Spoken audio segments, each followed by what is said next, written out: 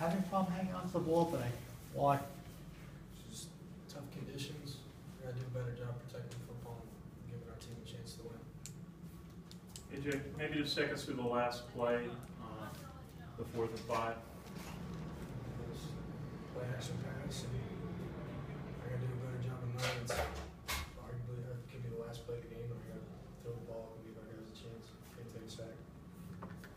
Can you describe what the emotions were like on the sideline in that last drive? I mean, our whole team was behind the offense, trying to push them, give them encouragement. Unfortunately, it didn't go our way, but they played better overall. Can't just let it go down to the last drive. Jeremy, what kind of does this game show steps that the program has taken? Yeah, I mean, it's past, exciting to see our defense perform like that. I mean, we got put in a tough spot with some kick return, a couple fumbles.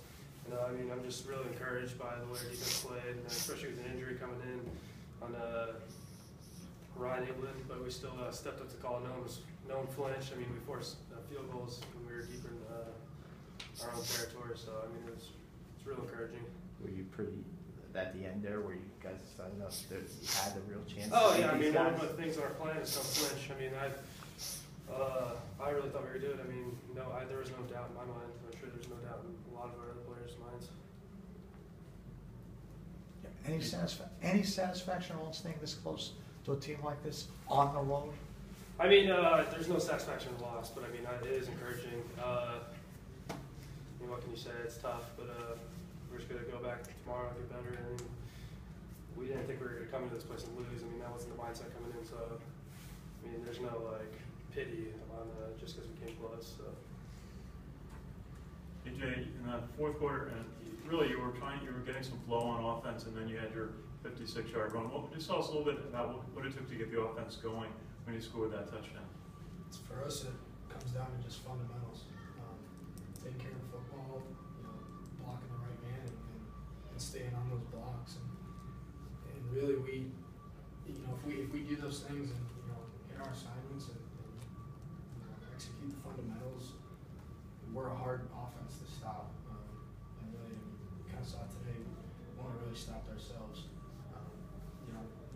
Give credit to Penn State. They did a good job of making the fundamental play, and they made less mistakes than we did. And I think that's why the game turned out the way it did. A.J., can you take us specifically through that run? Where exactly did you see the hole open up for you? And at what point did you know you weren't going to get taken down by anybody? It was just a midline option play, and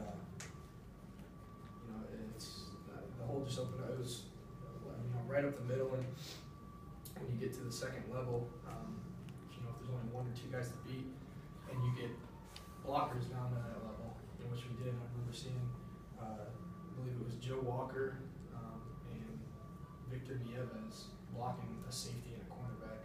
We got 2 guys, blocking the last defenders on the field. So they did a great job, and I was fortunate enough to break a tackle, I think, on one of those guys, and that was it. Okay, players, go ahead, Kevin. Andrew, you were diving into holes today. You had a lot of tackles. You had the sack. Your defense held Penn State to the 2 field goal attempts on drives. Was that part of your game plan? How did you feel the game plan went as you went along? We made some mistakes on defense. We got to correct those. We go into the game, we kind of knew what they were going to do. Try to make it one-dimensional.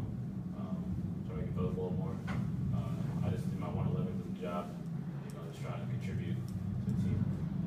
Go ahead, Tom. A.J., can you talk about keeping it together on offense through a rough start and getting to the point where you were in position to win the game? Yeah, the game's not gonna. Sometimes a game is decided by a couple plays, but ultimately you're probably gonna get another shot at it. We're just unfortunate to we didn't make the plays we needed to down the stretch, but like Jeremy was saying, part of the thing on our plan is don't flinch, and that just means until it says the 4th quarter and there's 4 zeros on the clock, believe that you're gonna win the game. We do bad things are gonna happen in the game, and some things you can control, some you can't. Regardless whether you can control it or not, you just got to come back and play the next play as best you can. you think, all guys, you think this team believes more in itself than it has in years past? Yeah, there's no doubt in our minds that we're going to go into each game, we're going to try to win. AJ, pardon me, I'm not sure if, as a team policy, you don't discuss this, but, at what point today did you find out you were the starter, or was it earlier this week? I'll have to direct that question to Coach Malkin. With the players, guys?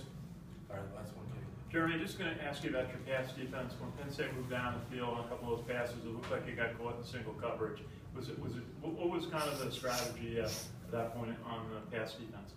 I mean, it's just a strategy we've been going with pretty much this whole year, switching up between match coverage and just zone coverage. I mean, Hackenberg, he's a good quarterback, and we knew he had a stellar arm, so we had that long one down the end, and maybe a few on third down, but I thought our secondary played a lot better than they've been learning throughout the week, so yeah, man. Be back with Coach Malkin in 2 minutes. Thank you, guys.